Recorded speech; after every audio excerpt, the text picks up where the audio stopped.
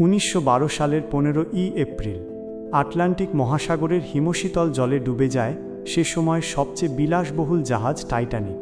কিন্তু আপনি কি জানেন, এই ভয়াবহ দুর্ঘটনার হুবহু বর্ণনা দেওয়া হয়েছিল ঘটনার 14 বছর আগেই? 1898 সালে আমেরিকান লেখক মর্গান রবার্টসন একটি উপন্যাস লিখেছিলেন যার নাম ছিল ফিউটিলিটি বা the rake of the Titan. আশ্চর্যের বিষয় হলো এই গল্পের কাল্পনিক জাহাজটির নাম ছিল টাইটান। এবার মিলগুলো দেখুন, যা শুনলে আপনার গায়ের লোম খাড়া হয়ে যাবে। এক, গল্পের জাহাজের নাম ছিল টাইটান আর বাস্তবের জাহাজটি ছিল টাইটানিক।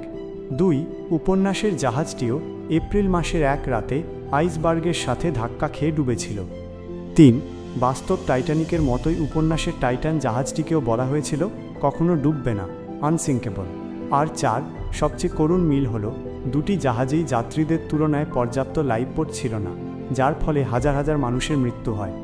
রবার্টসন কি আগে থেকেই জানতেন কি হতে চলেছে, নাকি এটি শুধুই এক অদ্ভুত এবং ভয়ঙ্কর কাকতালীয় ঘটনা? আপনার কি মনে হয়? কমেন্টে জানান, আর এমন রহস্যময় ভিডিওর জন্য আমাদের সাবস্ক্রাইব করুন।